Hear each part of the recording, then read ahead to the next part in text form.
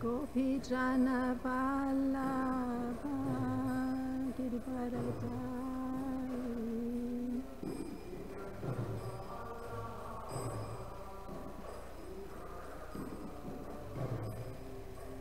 Gopi Jana Vallabha Girivaradari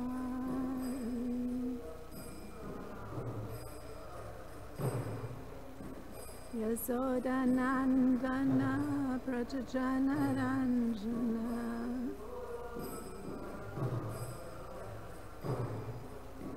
Yasoda Nandana Prajajana Ranjana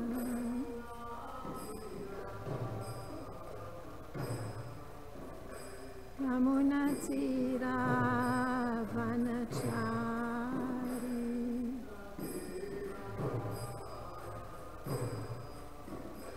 Yamuna Tira Vanachari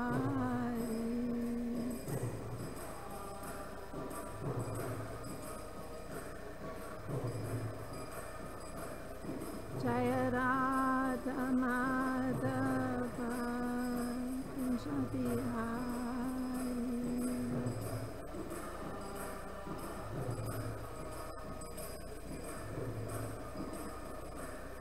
Jaya Radha Madhava Kunjabihari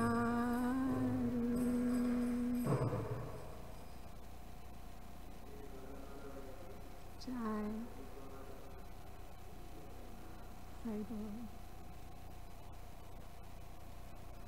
Om Namo Bhagavate Vasudevaya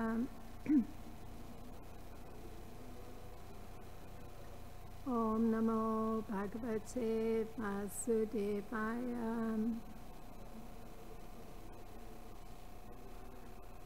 Om Namo Bhagavate Vasudevaya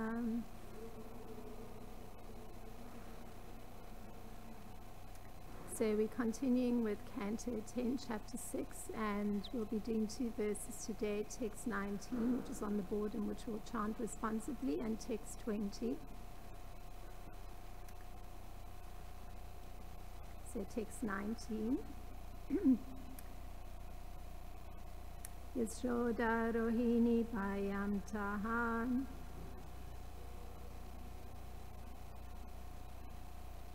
Samam Balasya Sarvataham Daksham Vitadire Samyak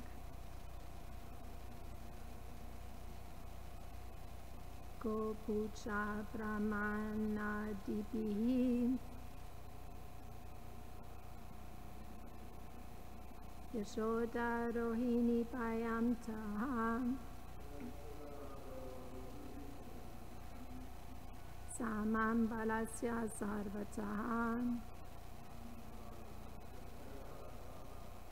Daksham Vitadire Samyak Gopucha Brahmani Dipihi Yashoda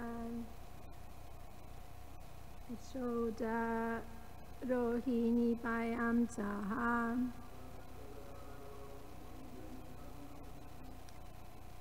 Samam Balasya Sarvataham Daksham Vidadire Samyak Gopucha Brahmadidibihi. Please chant. Shoda Yosini Vyantam balasya sarvataha raksham vidadire samyak go puja brahmanitibihi soda rohini vyamta saman balasya sarvataha raksham vidadire samyak go puja brahmanadibihi soda rohini vyamta saman balasya sarvataha raksham vidadire samyak go puja brahmanitibihi soda rohini vyamta saman balasya sarvataha raksham vidadire samyak go puja brahmanitibihi.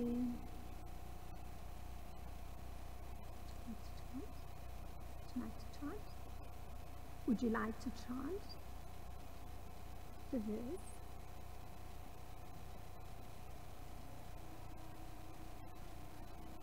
Yashoda Yogini Vyamta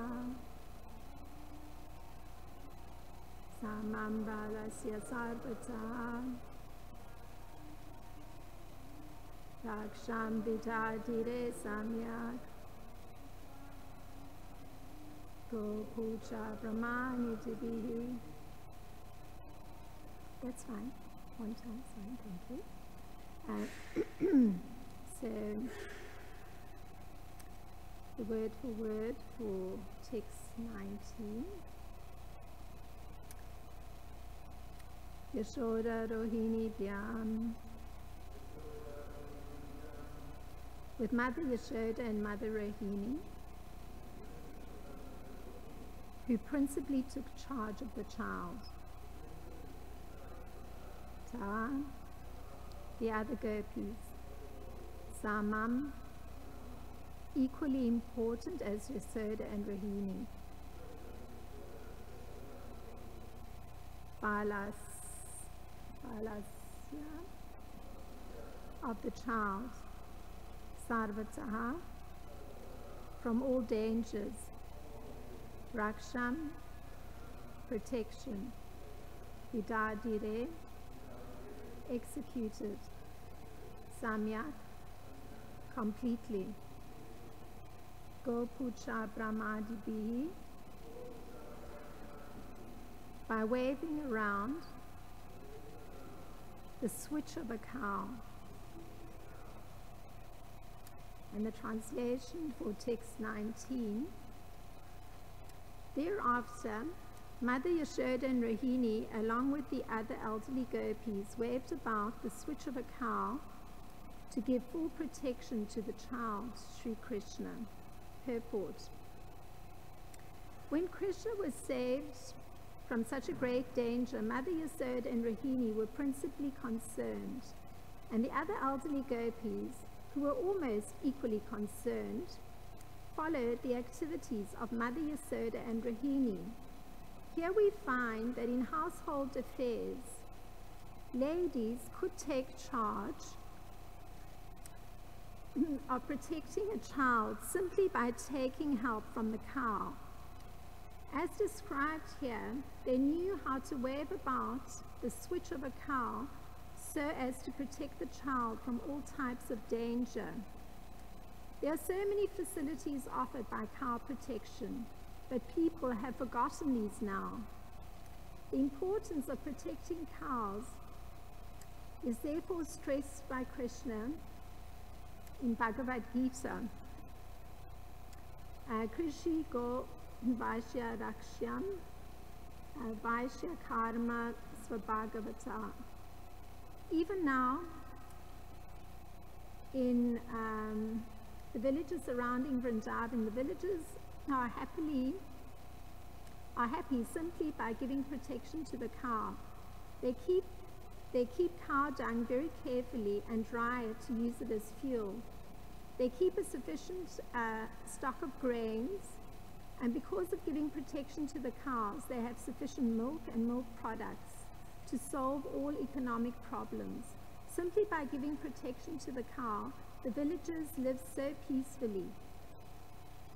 Even the urine and stool of cows have medicinal value. Text 20. So I'll read it.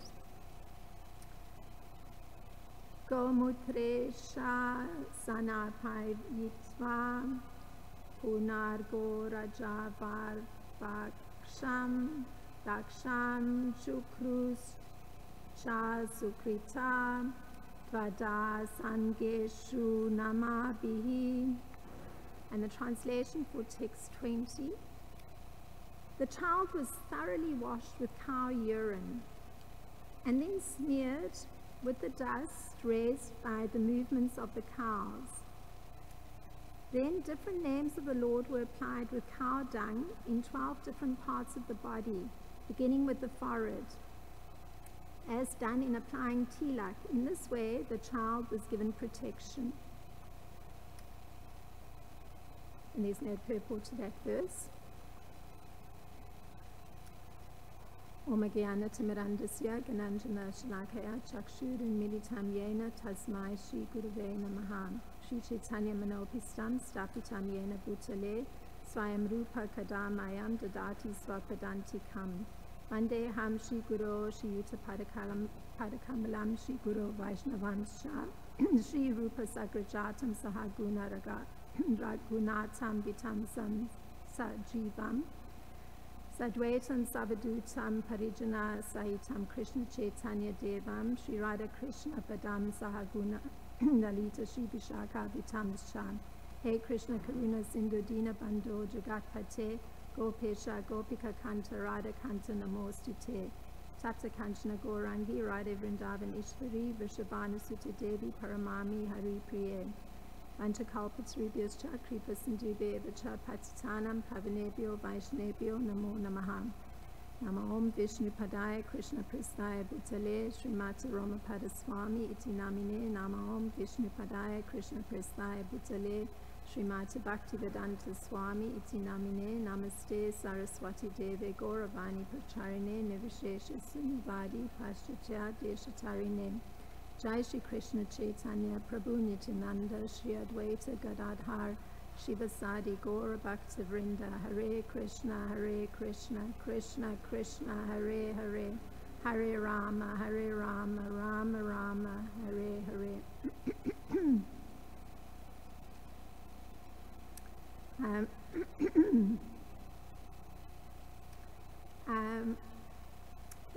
These two little verses had a certain narrative quality to them. So I examined the narration in Krishna book by Srila Prabhupada, and he writes as follows.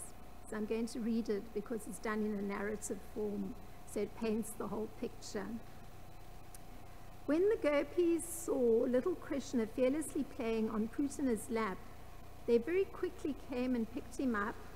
Or Mother Yasoda, Rahini, and other elder gopis immediately performed the auspicious rituals by taking the tail of a cow and circumambulating his body.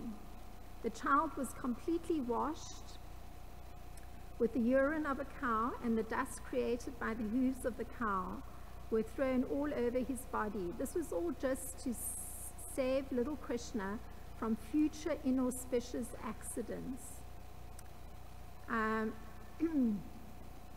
So Yasoda and Rohini and the other gopis, they performed a ritual of protection for Krishna. And actually Srila Vishwanath Chakravarti Thakur, he states that Yasoda and Rohini didn't actually take a leading role because they were extremely affected by the anxiety for Krishna's safety, because after all, they had the sense that he was lost. And the description given by Srila Kavi Karnapurna in the Ananda Vrindavan Champu, he says that the gopis told Yasoda, and this is to explain why, in some sense, they weren't taking that principal role in this activity that we've just heard today. So he's recounting that the gopis tell Yasoda, "O pious one, here is your son. Please embrace him." So they're actually having to ask her to do that. So this is interesting because we have to look at the state that Yashoda is in. So he's recounting, Srila Kavi Karnapurna, that Yashoda is thinking that she's hearing these words as if in a dream. And she actually asks the question, "Are you tricking me?" So it's like a person who's, and this is carrying on the simile that's used by Srila Kavi Karnapurna. He says it's like a person that's suffering under the spell of some evil planet. So you can't really see the influence, but the influence is acting. And so Yasoda actually can't believe them. She's been asked, "Please embrace your child." And she says, "No, they're tricking me." So, however, she comes to regain consciousness, and the minute Krishna is placed on her lap. And it appears that Mother Yasoda was like a woman awakening from a deep sleep. And it was a deep sleep of lamentation. Or, again, the simile is used, she was like a dead body coming back to life. It was so extreme for her. The whole thing of the interaction between Putana and Lord Krishna.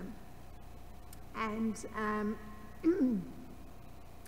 in particular, again, Srila Kavi Karnapurna, he's emphasizing that it was the elderly gopis that waved the cow's tail around all of Krishna's limbs.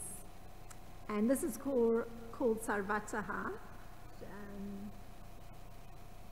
Yeah, there it is in the second line. So that's the waving of the cow whisk all around Krishna's limbs, and it's been performed by the elderly gopis.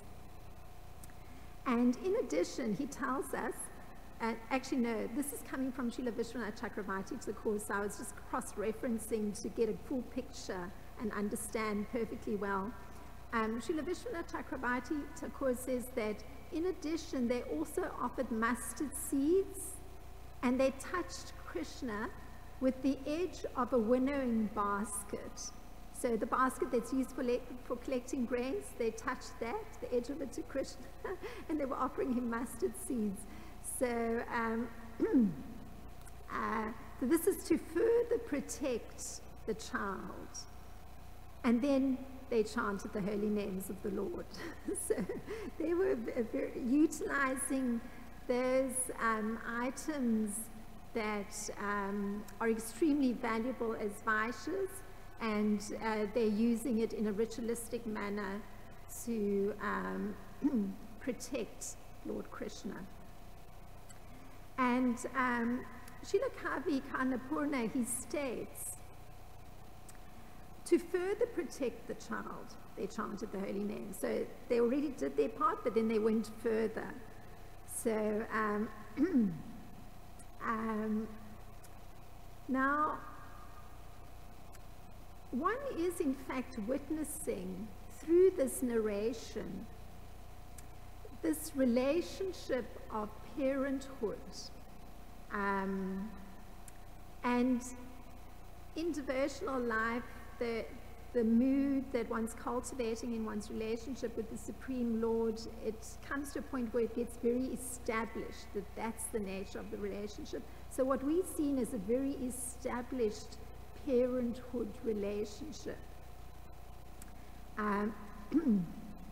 So now this kind of standard of devotional service where these devotees of Krishna are presenting themselves actually as superior personalities. It's interesting, they're protecting Krishna through the ritual, so they're presenting themselves as superior personalities, like his mother. And so there has to be some impetus for their parental love, because this is the nature of transcendental dealings. Krishna presents something and it is an impetus for the emotion to manifest. So here's the impetus. It's described like this. And it has to do with the beauty of Krishna. So this is a description that's given in Nectar of Devotion. The Supreme Personality of Godhead, whose bodily complexion is just like a bluish new-grown lotus flower, whose body is very delicate, and whose lotus eyes are surrounded by scattered hair as black as bees. So that's what they're seeing. They're very delicate, very beautiful, and the hair's a little scattered. That's what they're seeing. So it's an impetus for this parental, transcendental love. And in this case, it's taken this form. They've seen this delicate child, and it's taken the form of waving the whisk of the cow tail, offering him mustard seeds, very delicate child, and very beautiful. So, Srila Sukadeva Goswami,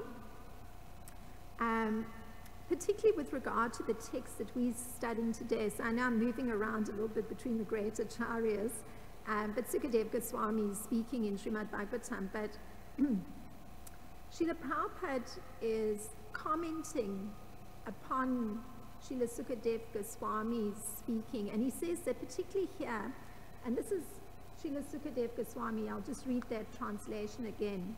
He says, therefore Mother Yasoda and Rohini, along with the other elderly gopis, waved about the switch of a cow to give full protection to the child, Sri Krishna. And Srila Prabhupada is understanding more deeply what Srila Sukadeva Goswami is saying, and this is what he says. And this, one can come across this in Nectar of Devotion. He says that Mother Yasoda felt very, very fortunate when she got back her child, like extremely fortunate. So she immediately placed him on her lap. So the child is given to her and she places him there like very firmly. And she begins to embrace him again and again. I mean, so intense was that unconscious state and that state of lamentation that she's having to wake up as if from a dream state, so hence the necessity to embrace again and again. This is the reality, Krishna's on my lap. So,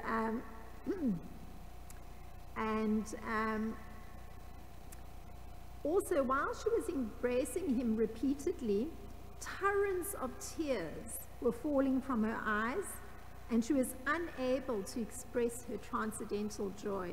So this is Srila Prabhupada. Just from what we read, the translation today, Srila Prabhupada is giving insight into what Srila Sukadeva Goswami's understanding is. So, you know, it's very intricate.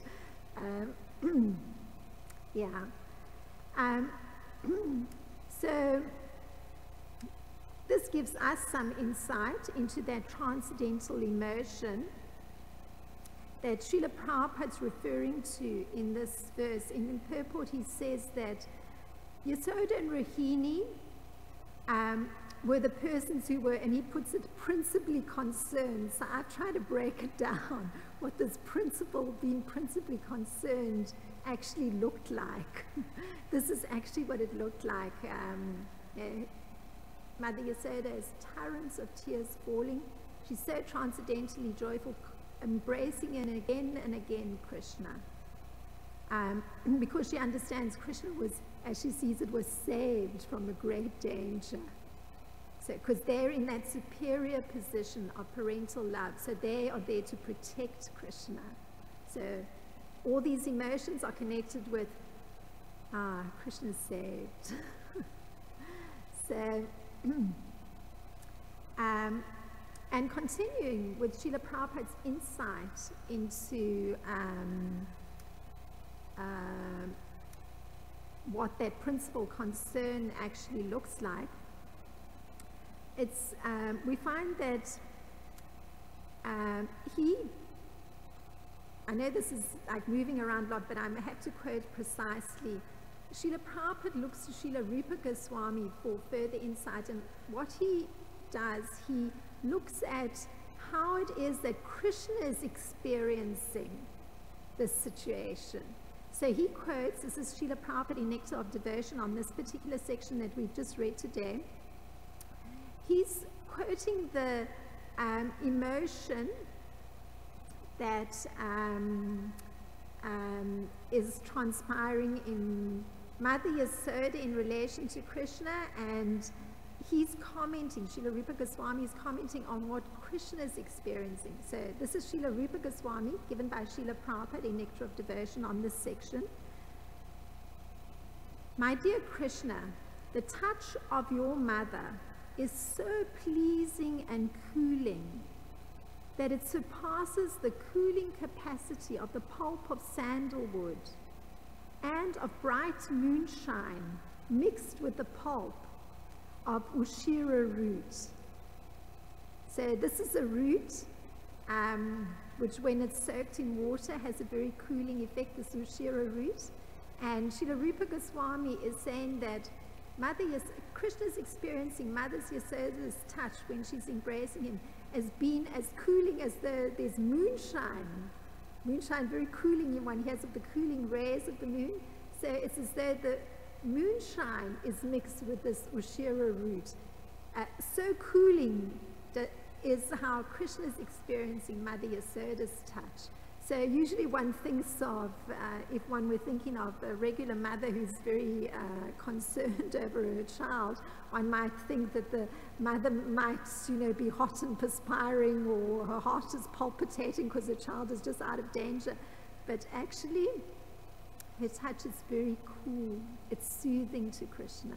So very interesting on the transcendental plane, how this particular statement of Srila Prabhupada's that Yasoda and Rohini were principally concerned, what it actually looks like, that concern on both sides, Krishna and Yasoda, and Rohini one takes it too. So now, apart from seeing these signs of parental love, or the symptoms of this ecstatic love of parental affection by Yasoda and the elderly persons, or this affection that comes from accepting Krishna as their son, there's a further topic that's highlighted by Srila Prabhupada here, and that is, these are his words, the facility afforded by cow protection. So they're taking advantage of the fact that they're protecting cows and is providing certain facilities because they're able to perform this ritual of protection for Lord Krishna. So Srila Prabhupada he reminds us there's an instruction of Krishna's in Bhagavad Gita that's kind of validating the lifestyle of the Vaishya community in Vrindavan. And the verse that Srila Prabhupada quoted in the purport, quoted just 2 lines, is Krishi Raksha Vanijyam Vaishya Karma Svabhavajam Praticharya Makam Karma Sudrasyapi Svabhavajam. And that translates, it comes from Bhagavad Gita 18:14. Farming, cow protection, and business are the natural work for the Vaishyas.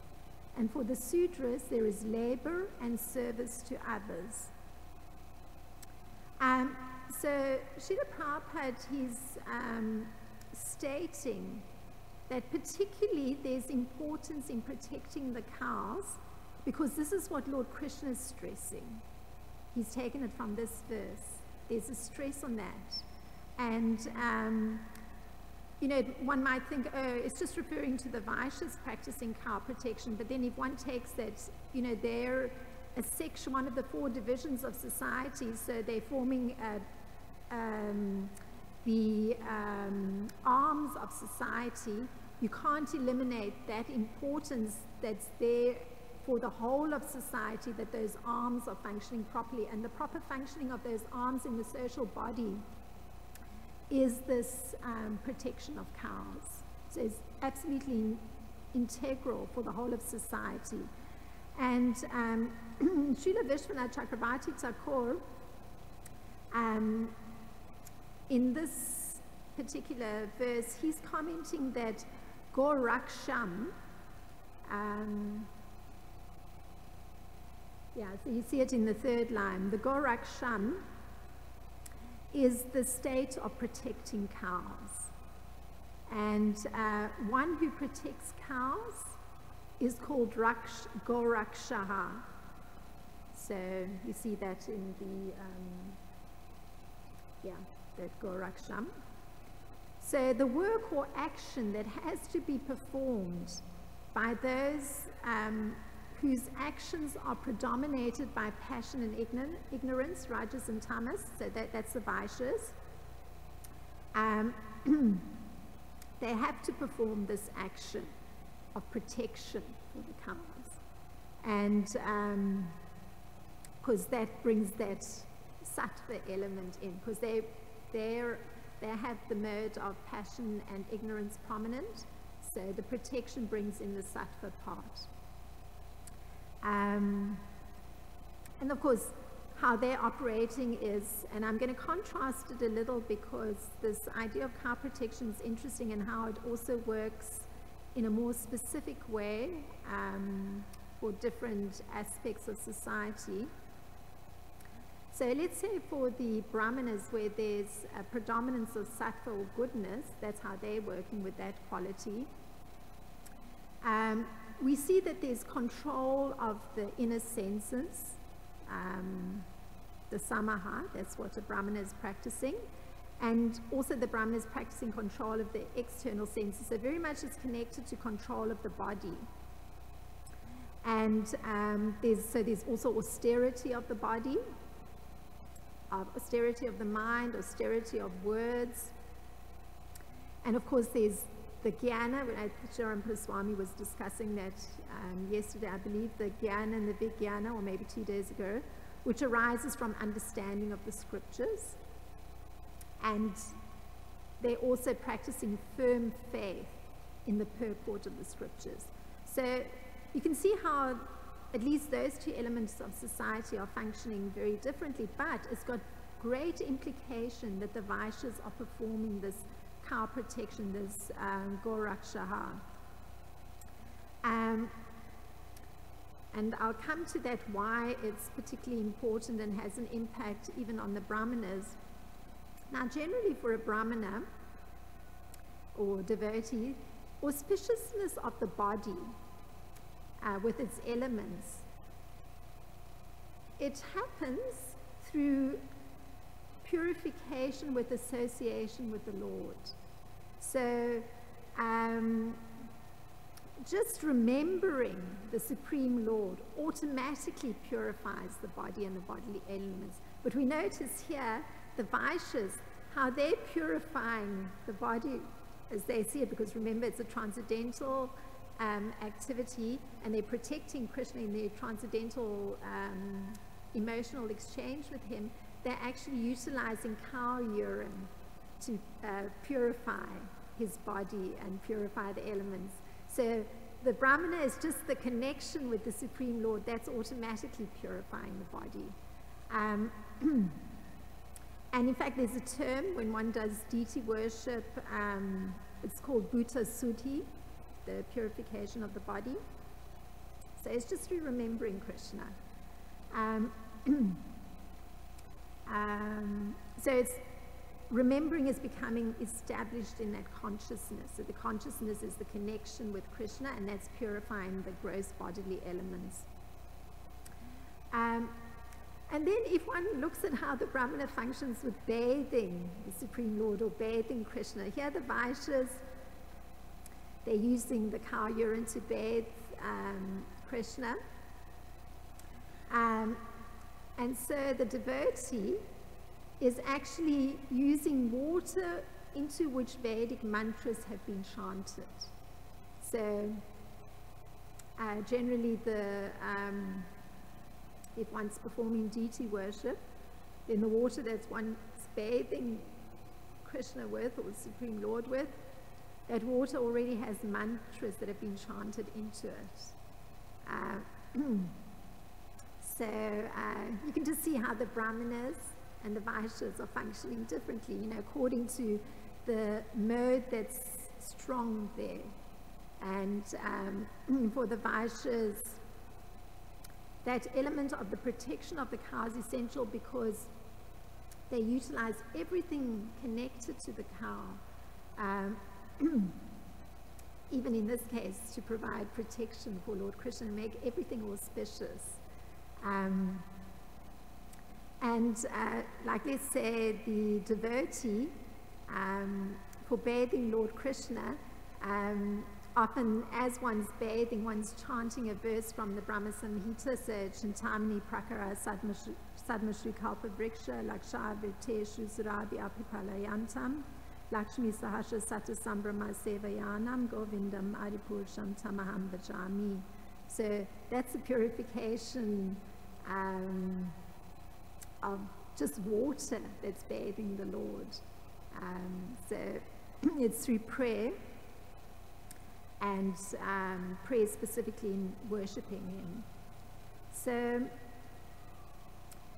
there's a devotee that has written extensively on at least vegetarianism and how it relates to different religions. And this is Satyaraj Das.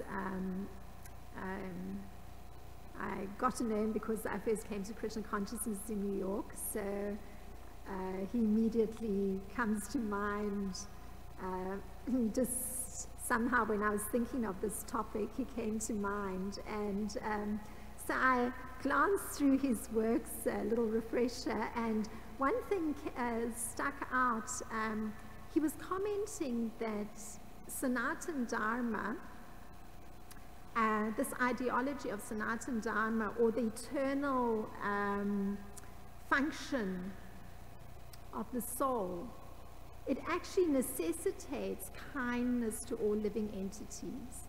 It's the fundamental basis to be able to allow the soul to function in its proper dharmic way.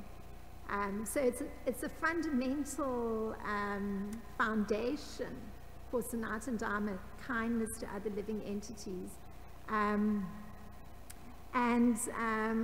So if one takes that logically further, it means that the conclusion is that one has to insist on vegetarianism. I mean, if the fundamental basis for Sanatana Dharma is kindness to all living entities, it logically means vegetarianism is absolutely essential for Sanatana Dharma to be practiced. And this is interesting because, at least in Satyaraj's writings, because he looks at every single religion that's there and how vegetarianism plays into it.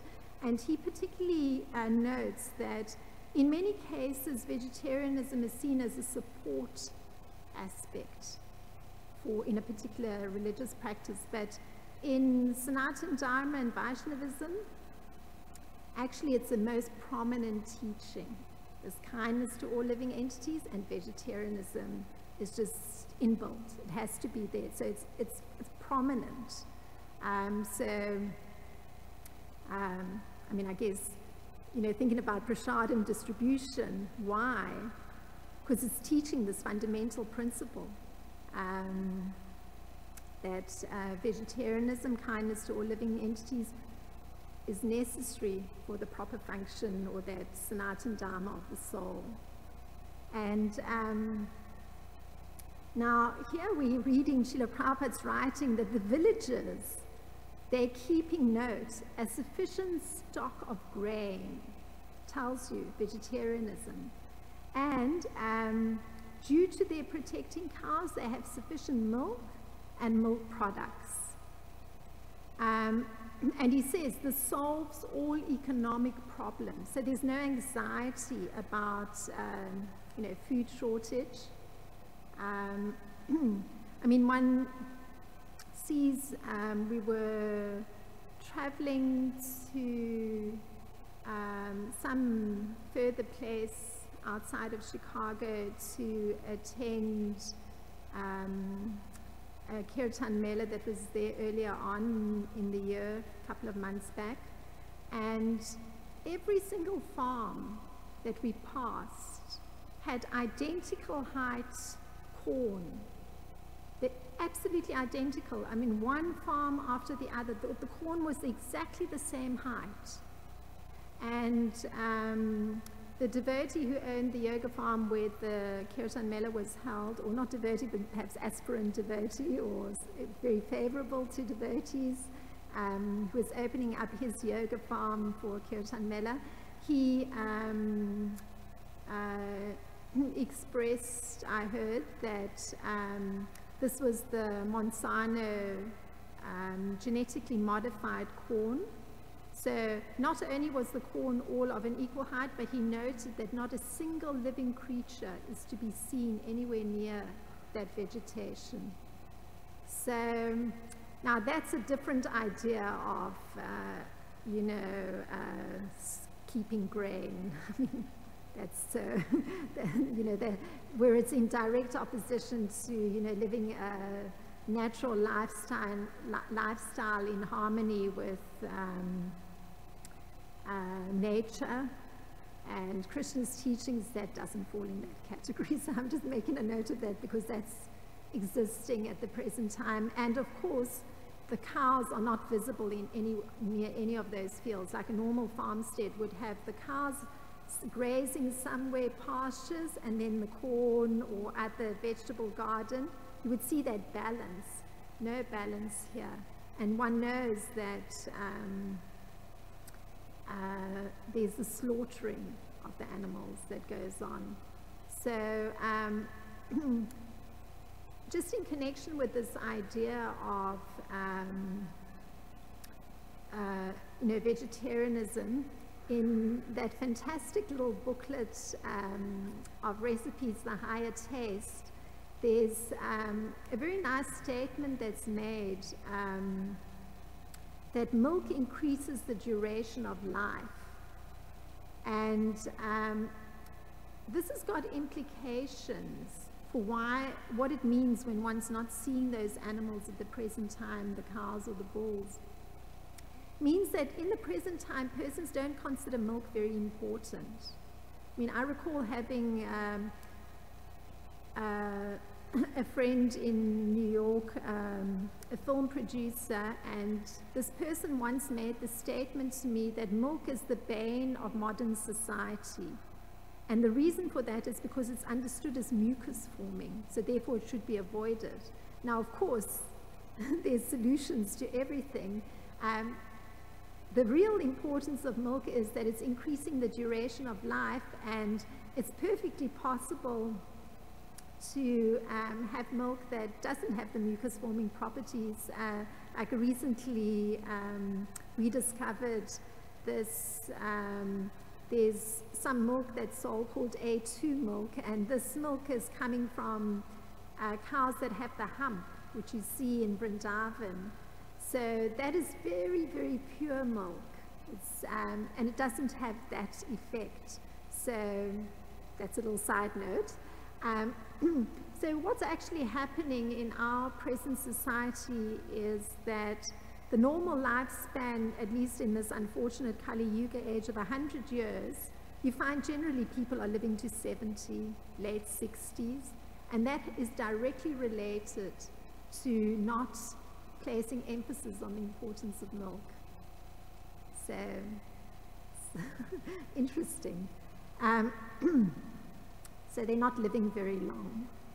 So not only the horrors that are coming from the illnesses, from the grains being modified artificially, that no living creature can even come near them, and they're consuming that, but also milk has not been drunk very much. So, and of course, the worst part is that the slaughtering is in direct opposition to Krishna's instruction that's going to allow for harmonious functioning of society. This necessity of the farming community, the Vaishyas, to be giving protection to the cows. And making a further connection, if one's protecting the cows and drawing milk from the cows, then that milk has a usage. It can be used in many preparations, which ties up with another instruction of Lord Krishna for how one can actually purify one's life, so bring auspiciousness into one's life.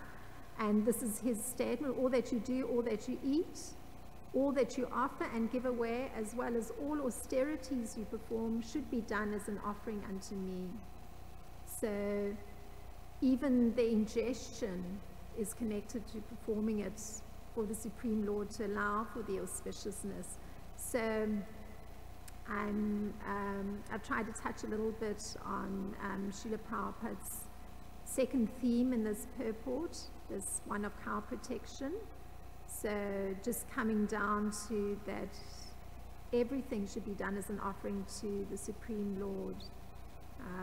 One's actions, one's eating, one's charity, one's austerity, and that's Yat Karoshi Yat Asnashi Yat Yohosi Yat Yata Pasyasi Kunteya Tat Kurusya Mad Arpanam. So those are some thoughts on these two verses. If there's anything to expand the discussion, go ahead, Jai Baladev.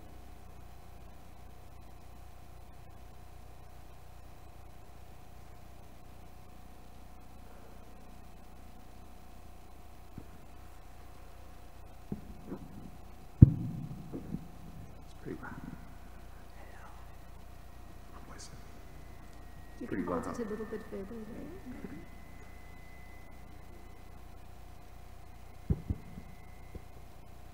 It's pretty loud. Oh, Hare Krishna.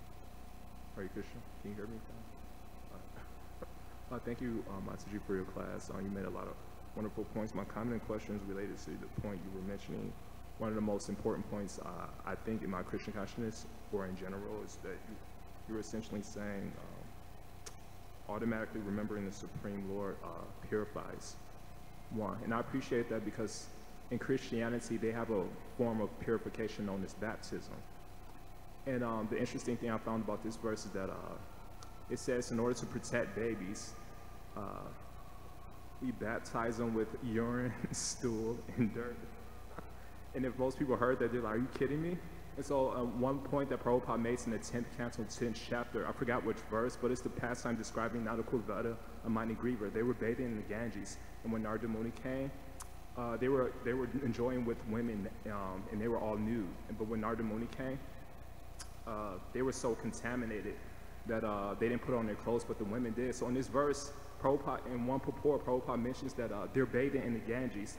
But he says merely by bathing in the Ganges doesn't help one. One has to have the proper mentality. So any ritual we do actually won't help us unless... So the point I really appreciate of what you said is that remembering the Lord will help us, not maybe focus on this ritual or that ritual, but remembering the Supreme Lord.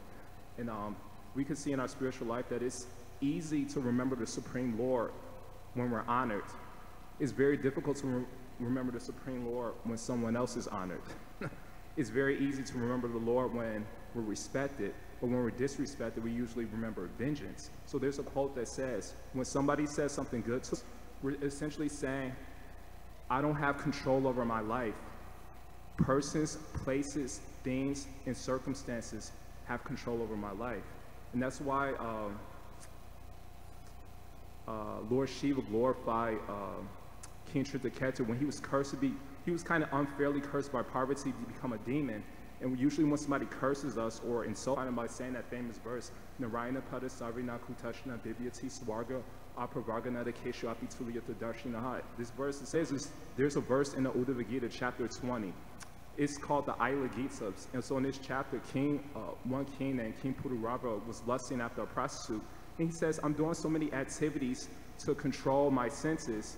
The verse says, it basically says, essentially, this is verse 12. It says, I'm studying the scriptures. I'm performing austerities. I'm associating with devotees. Still, I'm controlled by persons, places, things, and circumstances. So I feel like I'm wasting my time. So what is the person to do if they feel that I'm trying to remember Krishna, but I'm controlled by my circumstances at every moment, so I might as well go associate with other materialists because I feel like I'm a hypocrite. So why am I wasting my time trying to do a devotional service? So what is a person to do to maintain their determination in Krishna consciousness? Okay, so what you were highlighting is your appreciation for the point of remembering Lord Krishna. So that led you to look at the difficulty of one's senses coming into the picture when others were behaving not so positively towards one. So since the remembrance of Krishna can take the form of different activities as well. I mean, there's the remembrance of Krishna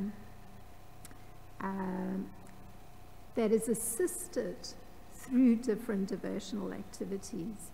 So you raised the point, why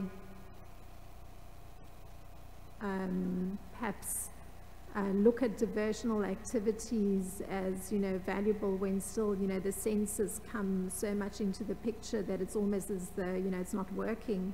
But actually the truth of the matter is that those devotional activities, if it's done in the consciousness that this is for Krishna, it's purifying those very senses that one is fearful of and that one knows may actually act not in a way that's pleasing to Lord Krishna. So if one's actually performing one's activities, one's devotional activities, focused, very careful, doing it with care and attention and in relationship to Lord Krishna, that is purifying those senses. So it may not be immediately that one sees the purificatory effect, but the effect is there. So one may initially not be able to control one's senses, but through mercy that's come through purification, one can see things more clearly, and so one uses one's senses in a different way. So in a situation where, you particularly expressed the concern with anger, if it's a situation where the mind is immediately ready to jump to some angry thought, over time through performing your devotional activities, in a concentrated, careful way,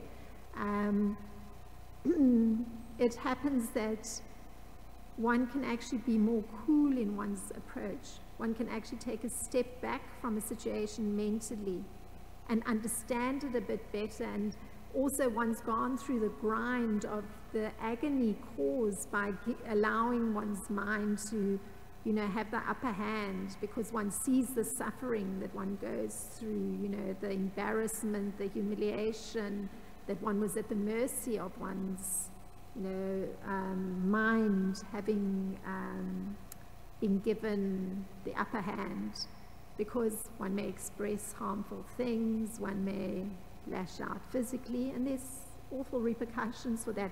So just because of going through that, alongside, so that experience, alongside with the strength that comes from performing devotional activities, allows one to pause before allowing the saying, oh yes, mind, you're quite right. Now I must lash out, either verbally or physically.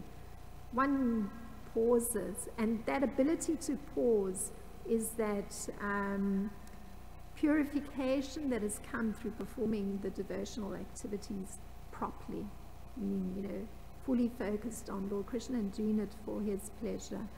It's that relationship buffers one so much so that the mind can't possibly override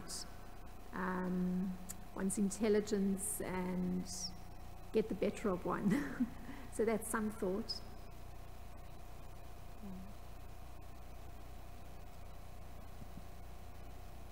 If there isn't anything else, thank you very much for your kind attention. Srila Prabhupada ki jai, Srimad Bhagavatam ki jai.